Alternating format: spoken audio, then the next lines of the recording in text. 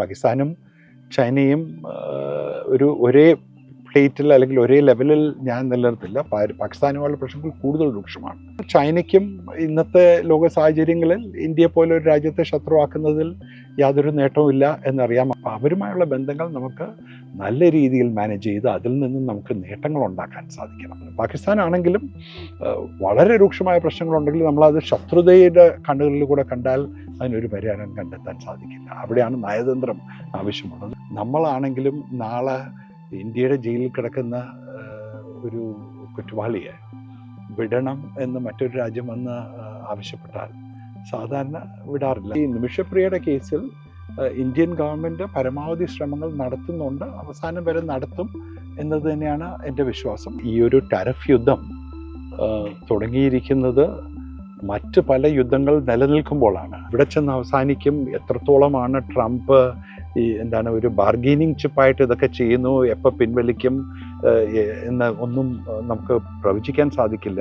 എന്നാൽ നമ്മൾ കണ്ടത് പ്രൈം മിനിസ്റ്റർ മോദി അമേരിക്ക പോയ അന്ന് തന്നെയാണ് ഇന്ത്യക്കെതിരെ ട്രംപ് ടാരിഫ്സ് പ്രഖ്യാപിക്കുകയും ഇന്ത്യ ഒരു ആൾക്കാരെ ഡിപ്പോർട്ട് ചെയ്തു. ഇന്ത്യ ടാരിഫിൻ്റെ രംഗത്തുള്ള വളരെ മോശമായ ഒരു രാജ്യമാണ് എന്നെല്ലാം പരസ്യമായി പറഞ്ഞത്. കോൾഡ് വാറിൻ്റെ കാലഘട്ടത്തിൽ ഉണ്ടായിരുന്ന ചേരിചേരാ നയത്തിന് ഇന്ന് പ്രസക്തിയില്ല. ശ്രീ പിണറായി വിജയനെ കുറിച്ച് ഞാൻ കണ്ടിട്ടുള്ളത് അദ്ദേഹം ഏറ്റവും ബിസിനസ് ഫ്രണ്ട്ലി ആയിട്ടുള്ളൊരു മുഖ്യമന്ത്രിയാണ്.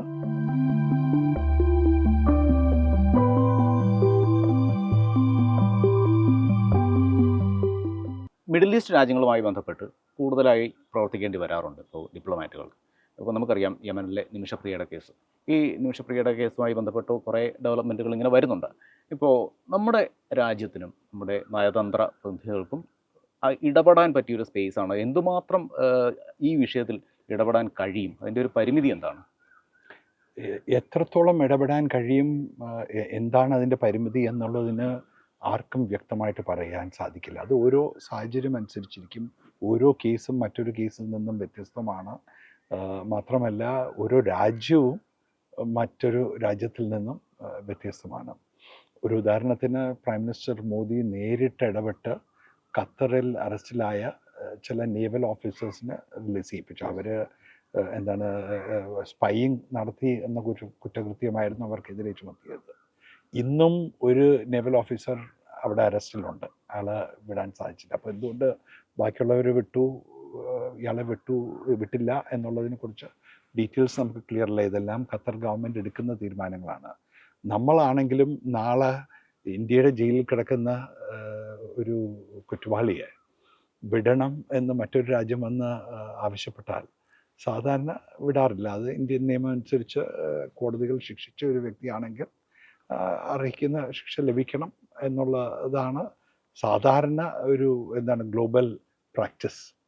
പക്ഷേ ഈ നിമിഷപ്രിയയുടെ കേസിൽ ഇന്ത്യൻ ഗവൺമെൻറ് പരമാവധി ശ്രമങ്ങൾ നടത്തുന്നുണ്ട്, അവസാനം വരെ നടത്തും എന്നത് തന്നെയാണ് എൻ്റെ വിശ്വാസം. അത് തന്നെയാണ് എൻ്റെ മിനിസ്ട്രി ഓഫ് എക്സ്റ്റേണൽ അഫയേഴ്സിലെ സുഹൃത്തുക്കളും കോൺടാക്ട്സും എല്ലാം പറഞ്ഞത്. അത് തന്നെയാണ് എക്സ്റ്റേണൽ അഫയേഴ്സ് മിനിസ്റ്ററും പാർലമെൻറ്റിൽ പറഞ്ഞിട്ടുള്ളത്. പക്ഷേ ഗവൺമെൻറ് നടത്തുന്ന പ്രവർത്തനങ്ങൾ പലപ്പോഴും പരസ്യപ്പെടുത്താൻ സാധിക്കില്ല. അത് പരസ്യപ്പെടുത്തിയാൽ അത് പ്രതികൂലമായി മാറിയെന്ന് വരും. ഒരു ഉദാഹരണത്തിന് അവിടെ ഒരു ഇഷ്യൂ ബ്ലഡ് മണിയാണ്. അപ്പോൾ ഈ പത്രക്കാർ കൂടുതൽ ബഹളം ഉണ്ടാക്കും തോറും ബ്ലഡ് മണിക്ക് വേണ്ടിയുള്ള ഡിമാൻഡ് ഉയർന്നുകൊണ്ടിരിക്കും. അവർക്കും അറിയാം ഇത് ഇന്ത്യ ഈ സ്ത്രീയെ മോചിപ്പിക്കാനായി ഡെസ്പറേറ്റ് ആണ് എന്നുള്ളത്. സാഹചര്യം മുതലെടുക്കാനുള്ള അതെ. പിന്നെ ഇങ്ങനെ അവരുടെ സർക്കാർ വിടുന്നില്ല, ഇങ്ങനെ പെരുമാറുന്നു, അങ്ങനെ പെരുമാറുന്നു എന്നെല്ലാം നമ്മൾ ഒച്ചുണ്ടാക്കുമ്പോൾ അവരുടെ സർക്കാരിനും എംബസിയും പ്രതിനിധികളും എല്ലാം ഉണ്ടല്ലോ, അവരെ വിവരങ്ങൾ അറിയിക്കുന്ന ആൾക്കാരും ഉണ്ട്. അപ്പോൾ ഈ റിപ്പോർട്ട്സ് എല്ലാം അവർക്ക് വരുന്നുണ്ട്. അപ്പോൾ അതും ഇതിന് അനുകൂലമായ ഒരു കാര്യമല്ല. അപ്പോൾ മിനിസ്ട്രി ഓഫ് എക്സ്റ്റേണൽ അഫയേഴ്സിൽ നിന്നും ഞാൻ മനസ്സിലാക്കിയിട്ടുള്ളത് അവർ പരമാവധി ശ്രമിക്കുന്നുണ്ട്. സാധിക്കുമെങ്കിൽ നിമിഷപ്രിയയെ തിരിച്ചു കൊണ്ടുവരണം, യാതൊരു ആപത്തുമില്ലാതെ എന്നത് തന്നെയാണ് അവരുടെയും ആഗ്രഹം. പക്ഷെ ആ ശ്രമങ്ങൾ ഫലിക്കുമോ ഇല്ലയോ എന്നുള്ളത് നമുക്ക് അവസാന നിമിഷം വരെ ഉറപ്പ് പറയാൻ സാധിക്കില്ല. അവരുടെ ഒരു നിയമ വ്യവസ്ഥ അനുസരിച്ച് മാത്രമേ കാര്യങ്ങൾ കൈകാര്യം ചെയ്യാൻ കഴിയൂ. അതൊരു സ്വതന്ത്ര രാജ്യമാണ്. അപ്പോൾ അവിടെ ഈ കുറ്റകൃത്യം നിമിഷപ്രിയ സ്വയം കൺഫസ് ചെയ്തതാണ്. പിന്നെ അതിനൊരു പശ്ചാത്തലമുണ്ട്, ഒരു ഹ്യൂമാനിറ്റേറിയൻ ബാക്ക്ഗ്രൗണ്ട് ഉണ്ട്. അപ്പോൾ അത് കണക്കിലെടുത്തുകൊണ്ട് അവരെ വിടണം എന്നുള്ളതാണ് എല്ലാവരുടെയും റിക്വസ്റ്റ്. അപ്പോൾ അതും ന്യായമായൊരു റിക്വസ്റ്റാണ്. അവർ തിരിച്ചു വരണം എന്ന് തന്നെയാണ് നമ്മളെല്ലാവരുടെയും ആഗ്രഹം. നമ്മൾ മുമ്പേ പറഞ്ഞ ഒരു കാര്യത്തിലേക്ക് തന്നെ എൻ്റെ ഒരു കുറച്ചൊരു ക്ലാരിറ്റി വരുത്തുന്നതിന് വേണ്ടിയാണ്. ഇപ്പോൾ നമ്മൾ പറഞ്ഞു താങ്കൾ നെതർലാൻഡ്സിൽ വർക്ക് ചെയ്തിട്ടുണ്ട്. അവിടുത്തെ ഈ വിദ്യാഭ്യാസം, ആരോഗ്യ മേഖല ഇതൊക്കെ ലോകത്തിൽ തന്നെ ഏറ്റവും മുൻപന്തിയിൽ നിൽക്കുന്നതാണ്. നമ്മുടെ കേരളവുമായി ഒരു താരതമ്യം നടത്തുകയാണെങ്കിൽ എങ്ങനെയായിരിക്കണം ഇവിടുത്തെ ഈ ഒരു മേഖലയുടെ വളർച്ചയും അവിടുത്തെ ആ ഒരു രീതിയുമായിട്ടുള്ളൊരു താരതമ്യം എങ്ങനെയായിരിക്കും താങ്കൾ ചെയ്യുക? സാമ്പത്തിക വളർച്ചയുടെ കാര്യത്തിൽ നെതർലൻഡ്സ് പോലൊരു രാജ്യം നമ്മളെക്കാൾ എത്രയോ മുന്നിലാണ്. അവരുടെ ജനസംഖ്യ നമ്മുടെ ഒരു പകുതി ജനസംഖ്യയേ ഉള്ളൂ.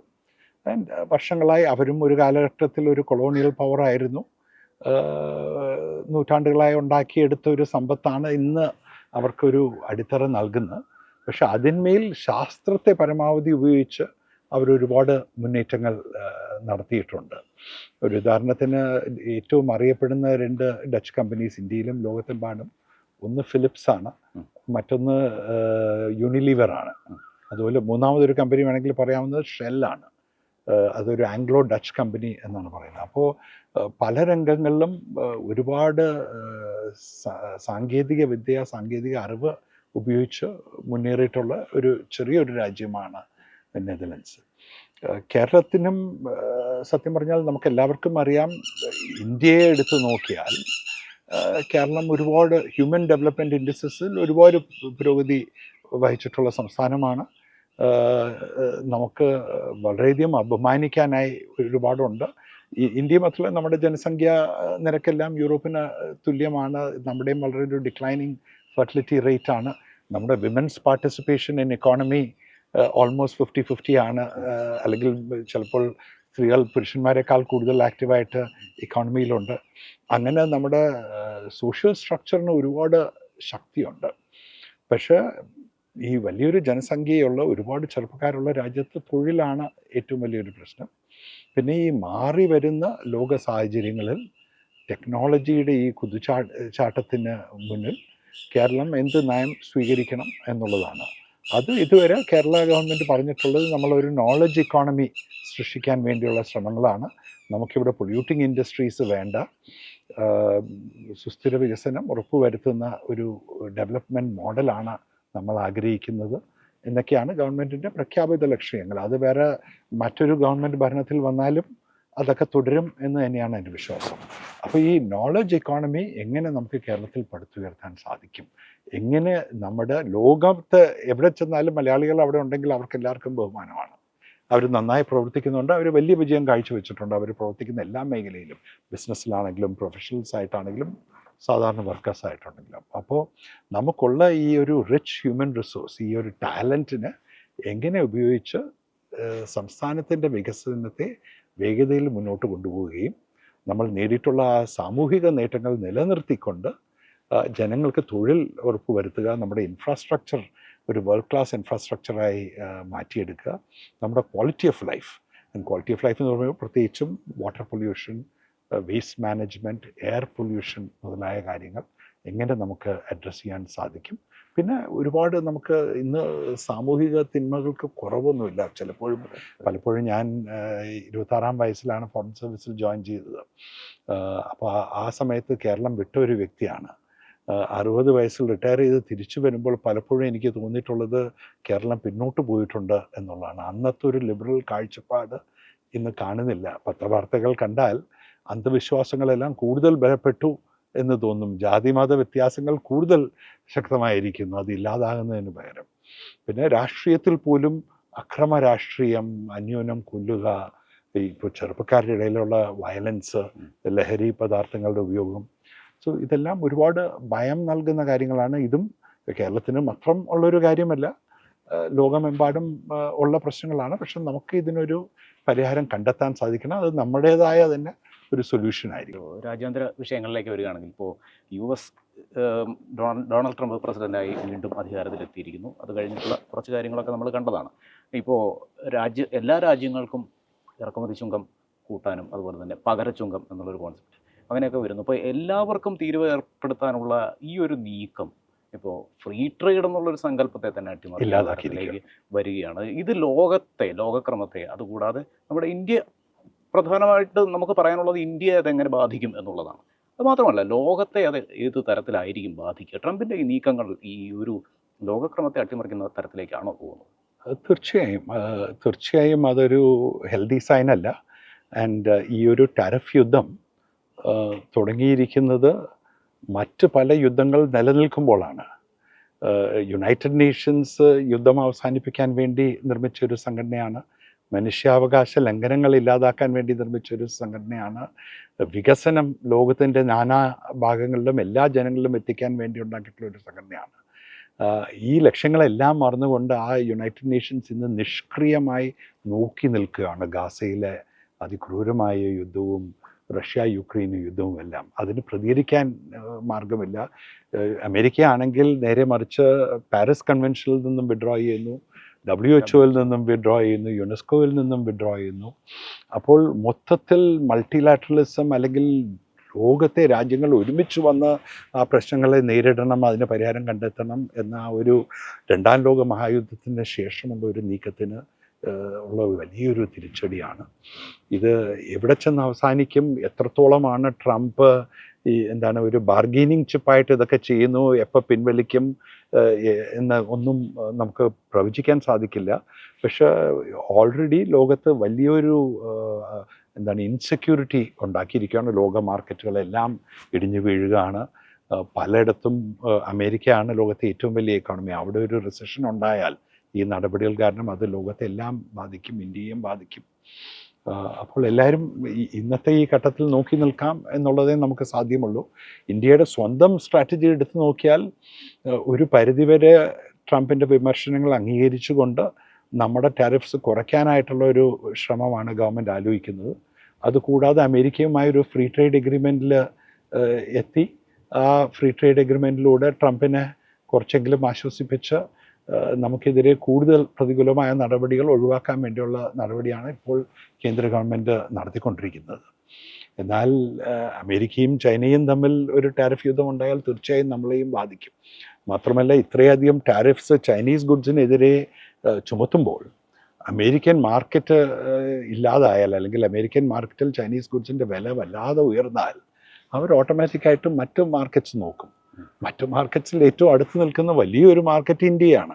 അപ്പോൾ ചൈനീസ് ഗുഡ്സ് ഓൾറെഡി ഇന്ത്യയിൽ ഒരുപാട് ഉണ്ട്. കൂടുതൽ ചൈനീസ് ഗുഡ്സ് ഈ ചൈനീസ് ഗുഡ്സിൻ്റെ വില കുറയും അമേരിക്കൻ മാർക്കറ്റ് ഇല്ലാത്തതുകൊണ്ട്. അപ്പോൾ കൂടുതൽ ആൾക്കാർ ഇന്ത്യയിൽ നിന്നും ഈ ഗുഡ്സ് മേടിക്കും. അപ്പോൾ ഇന്ത്യക്കും ഒന്നുകിൽ കൂടുതൽ പ്രശ്നങ്ങൾ ഉണ്ടാക്കരുതെന്ന് പറഞ്ഞാൽ നമ്മൾ ഈ ഗുഡ്സ് വരാൻ അനുവദിക്കണം, അല്ലെങ്കിൽ നമ്മൾ ഈ ഗുഡ്സ് തടയാൻ ശ്രമിക്കണം. തടയാൻ ശ്രമിച്ചാൽ വീണ്ടും ഇന്ത്യയും ചൈനയും തമ്മിലുള്ള ഒരു ട്രേഡ് തർക്കമായി മാറും അത്. അപ്പോൾ എല്ലാം കൊണ്ടും ഒരു ഹെൽത്തിയായ ഒരു പ്രവണതയല്ല ഇന്ന് ലോകത്തുള്ളത്. ലോകം ഒരുപാട് വെല്ലുവിളികൾ നേടുന്നുണ്ട്. ലോകക്രമം, അത് രാഷ്ട്രീയ രംഗത്തായിരുന്നാലും സമാധാനത്തിൻ്റെ വിഷയത്തിലാണെങ്കിലും വാണിജ്യ ബന്ധത്തിലായിരുന്നാലും ടാരിഫിൻ്റെ വിഷയത്തിലായിരുന്നാലും എല്ലാം വലിയൊരു അപകട സന്ദർഭത്തിൽ നിൽക്കുകയാണ്. അതിനൊരു പരിഹാരമുണ്ടാകും എന്ന് മാത്രമേ നമുക്ക് ഇന്നത്തെ കാലത്ത് പ്രാർത്ഥിക്കാൻ സാധിക്കുള്ളൂ. അതിനോടൊപ്പം നമ്മളും തയ്യാറെടുക്കണം സ്വന്തം കാലിൽ നിൽക്കാനും. എന്ത് സംഭവിച്ചാലും നമുക്ക് നമ്മുടെ താല്പര്യങ്ങൾ സംരക്ഷിക്കാനുള്ള കഴിവ് നമുക്കുണ്ടാവണം. ഇപ്പോൾ ഇന്ത്യയുടെ നയതന്ത്ര ബന്ധങ്ങളെക്കുറിച്ച് പറയുകയാണെങ്കിൽ താങ്കൾ സ്വീകരിച്ചിരിക്കുന്ന ഒരു നിലപാടെന്ന് പറഞ്ഞാൽ വ്യക്തിപരമായിട്ടുള്ള നയതന്ത്ര ബന്ധങ്ങൾക്കെതിരെയാണ് താങ്കൾ എന്നും നിന്നിട്ടുള്ളത്. അതുപോലെ തന്നെ രാജ്യത്തിൻ്റെ സ്വതന്ത്രാധികാരം നിലനിർത്തണം എന്ന ഒരു നിലപാട് താങ്കൾ സ്വീകരിച്ചതായും കണ്ടിട്ടുണ്ട്. പക്ഷേ ഇപ്പോൾ നമ്മൾ കാണുന്നത് പ്രധാനമന്ത്രി നരേന്ദ്രമോദി സ്വീകരിക്കുന്ന ഒരു നിലപാടെന്ന് പറയുന്നത് ഇപ്പം ട്രംപുമായിട്ടുള്ള ബന്ധത്തിൽ പോലും അദ്ദേഹം ഒരു വ്യക്തിപരമായിട്ടുള്ള ബന്ധം നിലനിർത്താനാണ് ശ്രമിക്കുന്നത്. അപ്പോൾ ഈ അമേരിക്കയുടെ നിലപാട് ഈ ഒരു തരത്തിൽ നിൽക്കുകയും ചെയ്യുന്നു. ഇത് നമ്മുടെ നയതന്ത്ര ബന്ധങ്ങളെയും നമ്മുടെ വ്യാപാര ബന്ധങ്ങളെയും ഒക്കെ ഏത് തരത്തിൽ അതിനെ ബാധിക്കാൻ സാധ്യതയുണ്ടെന്നാണ് താങ്കൾ കരുതുന്നത്? വ്യക്തിപരമായ ബന്ധങ്ങൾ പ്രധാനമല്ല എന്നുള്ളതല്ല എൻ്റെ നിലപാട്. അതിന് അമിത പ്രാധാന്യം നൽകരുത് എന്നുള്ളതാണ്. വ്യക്തിപരമായ ബന്ധങ്ങൾക്ക് ഒരു റോളുണ്ട് എന്നും. പ്രൈം മിനിസ്റ്റർ മോദിയും ട്രംപും തമ്മിൽ നല്ല ബന്ധങ്ങളുണ്ട്. അവർ രണ്ടുപേരും എൻ്റെ സുഹൃത്താണ് എന്നൊക്കെ പരസ്യമായി പറയാറുണ്ട്.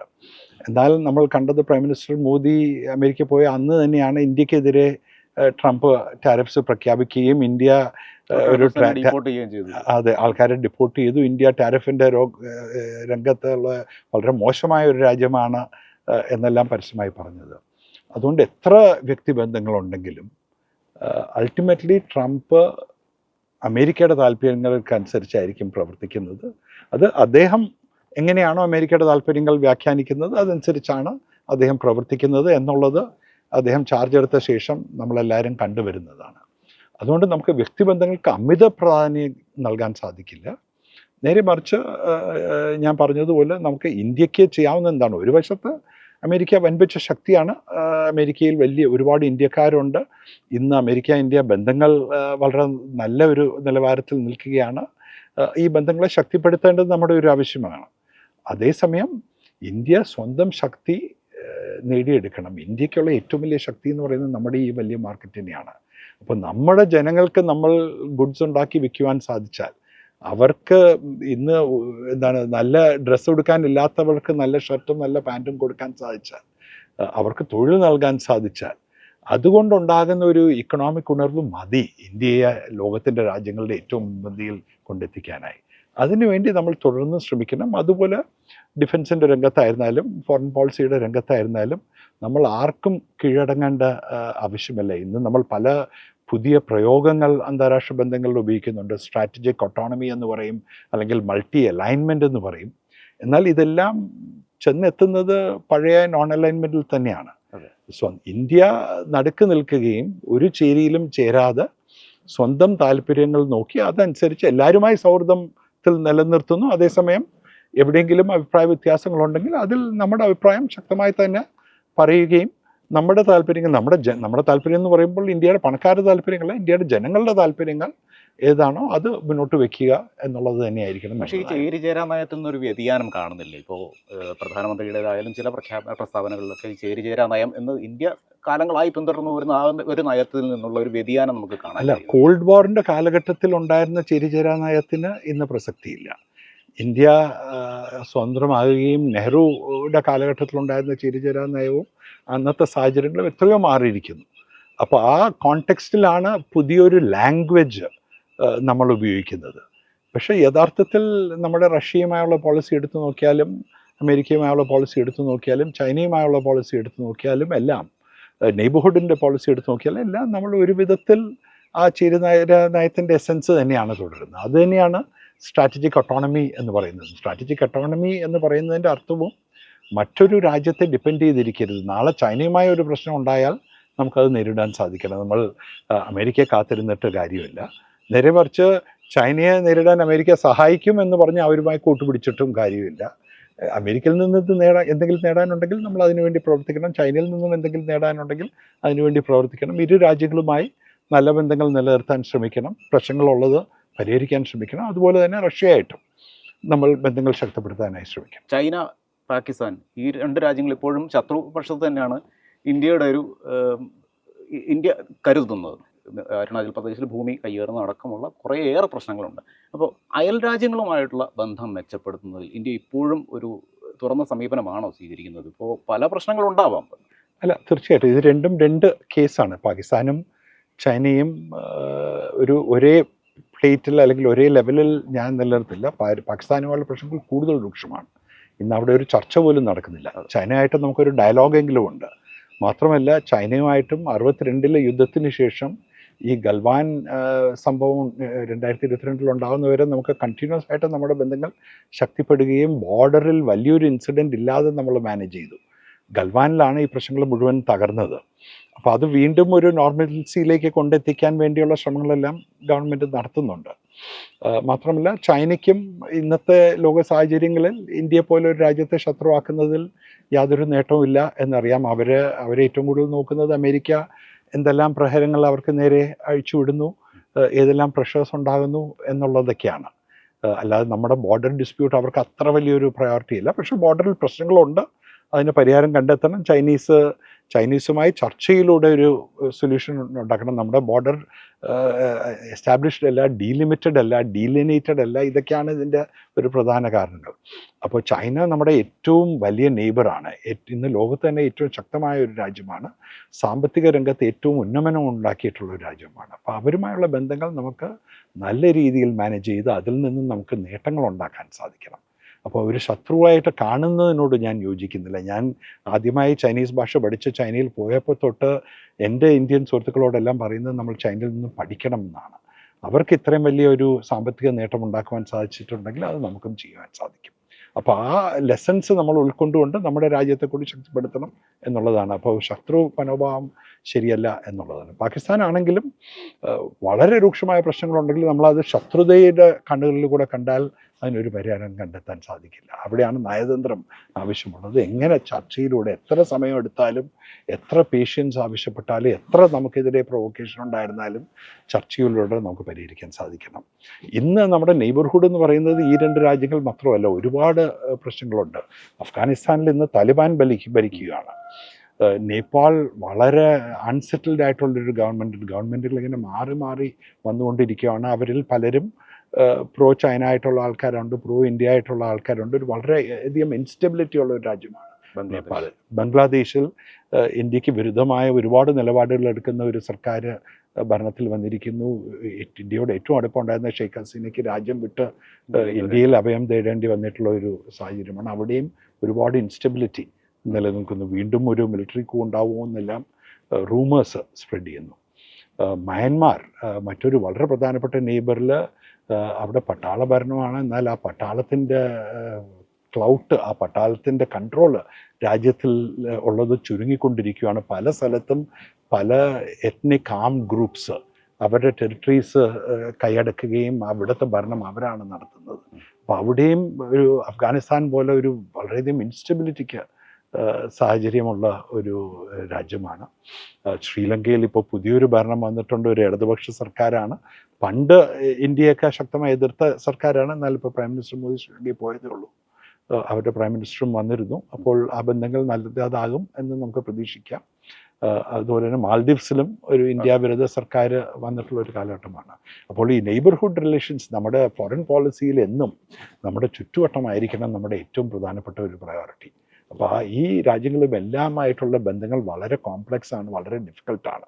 അത് വളരെ സെൻസിറ്റീവായിട്ട് കൈകാര്യം ചെയ്യേണ്ടതുണ്ട്.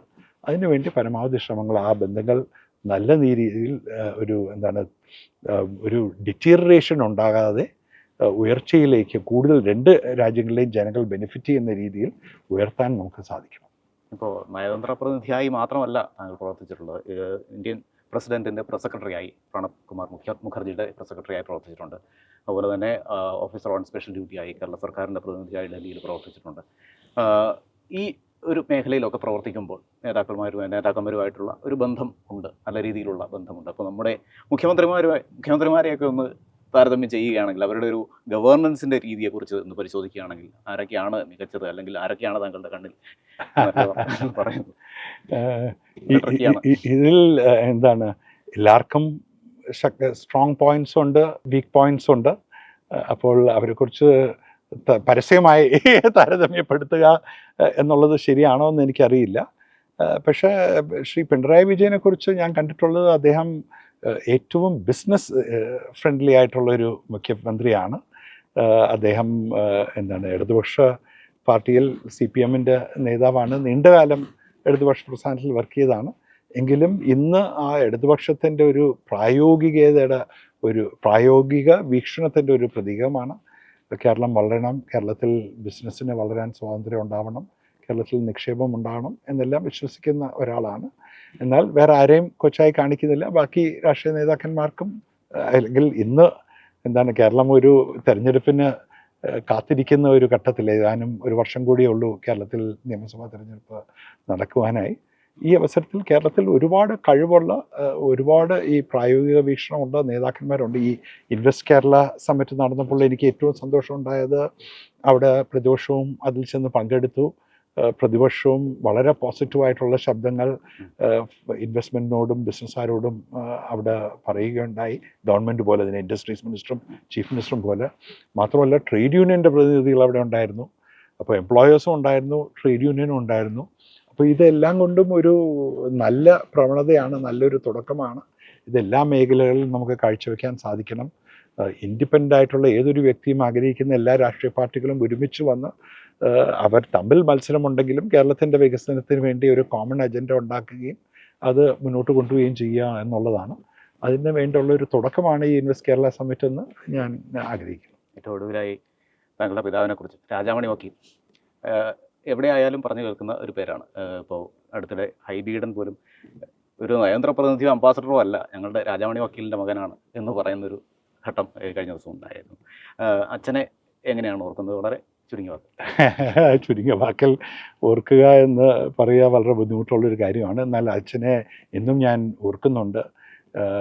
എനിക്ക് ഇന്ന് നിയമത്തെക്കുറിച്ച്, കോൺസ്റ്റിറ്റ്യൂഷനെക്കുറിച്ച്, സാമൂഹിക പ്രതിബദ്ധതയെക്കുറിച്ച് എല്ലാം അറിവും അതിനോടൊരു കമ്മിറ്റ്മെൻറ്റും ഉണ്ടെങ്കിൽ അതെല്ലാം അച്ഛനിൽ നിന്നുമാണ് ഉൾക്കൊണ്ടിട്ടുള്ളത്. അത് ക്ലാസ്സുകളിലൂടെയല്ല, നേരെ മറിച്ച് നമ്മുടെ ഡൈനിങ് ടേബിളിൽ തീനുമേശയ്ക്ക് ചുറ്റും അച്ഛൻ നടത്തുന്ന ചർച്ചകളും അച്ഛൻ ശ്രീ വി ആർ കൃഷ്ണയ്യരുടെ അടുത്ത് ഒത്തുചേർന്ന് നടത്തിയിട്ടുള്ള പല പബ്ലിക് ഇൻട്രസ്റ്റ് ലിറ്റിഗേഷനും ജന അദാലത്തും എല്ലാം കണ്ട് അതിനെക്കുറിച്ച് കേട്ടറിഞ്ഞതാണ്. അച്ഛൻ്റെ വലിയൊരു ആരാധന പുരുഷനായിരുന്നു വി ആർ കൃഷ്ണയ്യർ. ഞാൻ എൻ്റെ കൊച്ചുകാലം തൊട്ടേ അദ്ദേഹത്തെ കാണാനെല്ലാം അച്ഛനോടൊപ്പം പോയിട്ടുണ്ട്.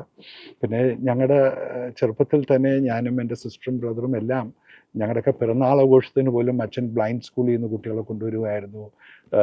എന്നും ഒരു സോഷ്യൽ കമ്മിറ്റ്മെൻറ്റോടുകൂടി പിറന്നാൾ ആഘോഷിക്കണം എന്ന് വിശ്വസിച്ച വ്യക്തിയാണ് അദ്ദേഹം. KPSCയുടെ ഒരു ഫൗണ്ടറായിരുന്നു. അതുപോലെ ഒരുപാട് സാംസ്കാരിക രംഗത്ത് വളരെ സജീവമായി പ്രവർത്തിച്ച വ്യക്തിയായിരുന്നു. അച്ഛനിൽ നിന്നും ഒരുപാട് പഠിച്ചിട്ടുണ്ട്, ഒരുപാട് ഉൾക്കൊണ്ടിട്ടുണ്ട്. എൻ്റേതായ രീതിയിൽ എൻ്റെ ജീവനിലും അത് പ്രതിഫലിപ്പിക്കണം എന്നാണ് എൻ്റെ ആഗ്രഹം. വളരെ നന്ദി.